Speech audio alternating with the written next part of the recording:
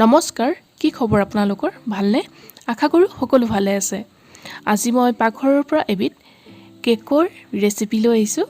আজি এই কেকটো মই অকণমান বেলেগ ধৰণে বনাইছিলোঁ। মানে বনোৱাৰ পদ্ধতিটো অকণমান বেলেগ।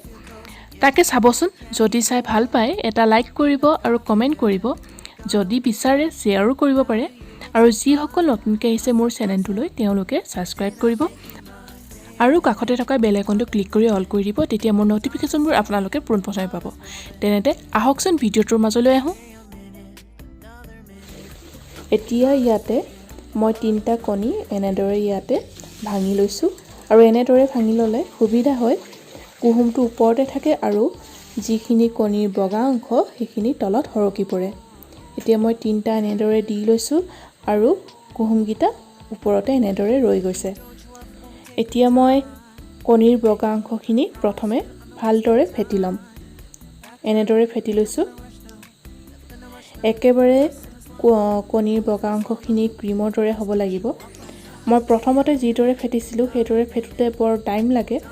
মই সেইকাৰণে এনেদৰে হাত দুখনৰ মাজত লৈ এনেদৰে ফেটিছোঁ।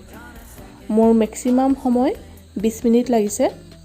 বহুত দেৰি লাগিলে। যদি আপোনালোকৰ ইলেক্ট্ৰিক ব্লেণ্ডাৰ আছে তেনেদৰে কৰিব পাৰে তাৰ সহায়ত। মোৰ ওচৰত নাই যিহেতু মই এনেদৰে কৰিছোঁ। এয়া কৰি আছোঁ। একেবাৰে কণীৰ বগা অংশখিনি ক্ৰীমৰ দৰে হ'ব লাগিব। যেনেদৰে আমি ক্ৰীম কেক এটা বনাবলৈ ক্ৰীমখিনি আমি প্ৰস্তুত কৰোঁ তেনেকুৱাই হ'ব লাগিব। এয়া অলপ হৈছে, এতিয়াও বাকী বহুখিনি হ'বলৈ।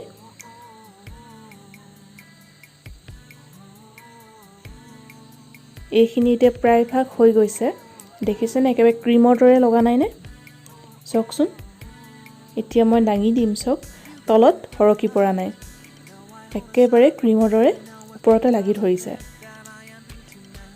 এইখিনি সময়তে আমি যিখিনি কুহুম এক্সট্ৰাকৈ থৈ লৈছিলোঁ সেই কুহুমখিনিও আমি এতিয়া ভালদৰে ফেটি ল'ম।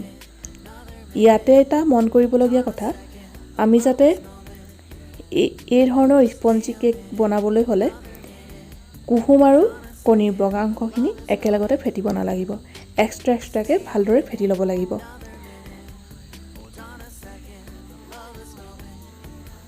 তাৰপিছতে এতিয়া এই কুহুমখিনি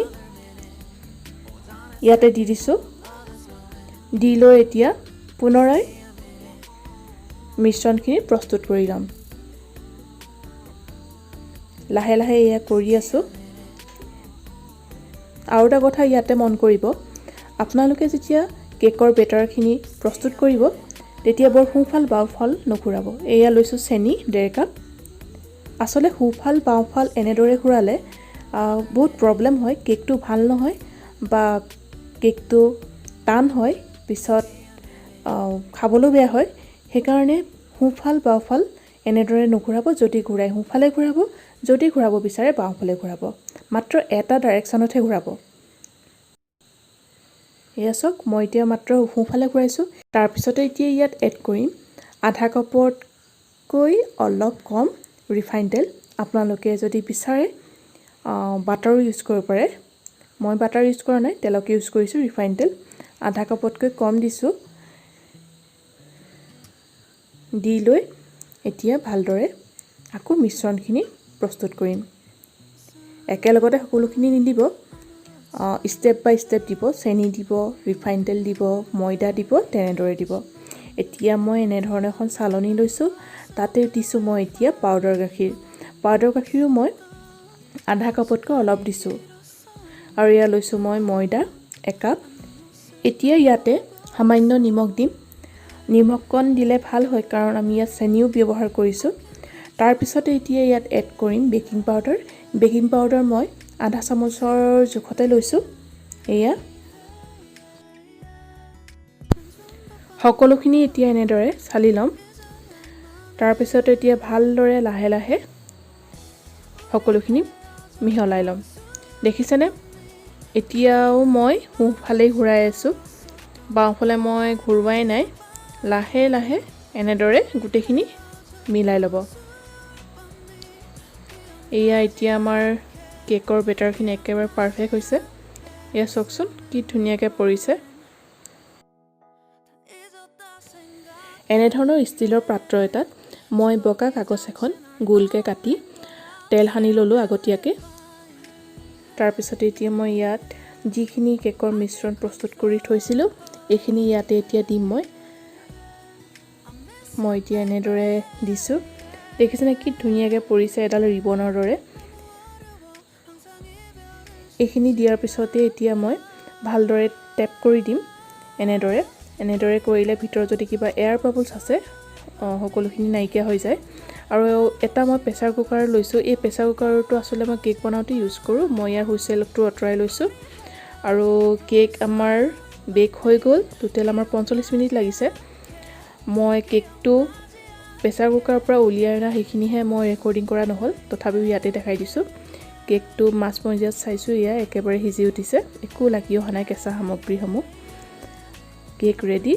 কেকটো সঁচাকৈ বহুতেই স্পঞ্জি হৈছিলে। আপোনালোকে এবাৰ বনাই চাব, এটা মানে বেলেগেই সোৱাদ ইয়াৰ। মই কাকবোৰ এনেদৰে কাটি ল'লোঁ।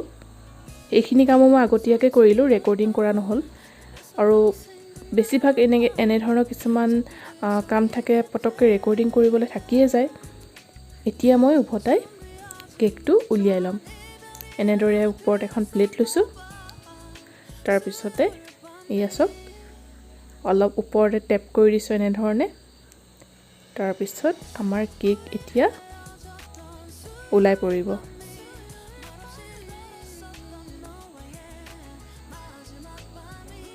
এয়া চাব দেই কিমান ধুনীয়া হৈছে।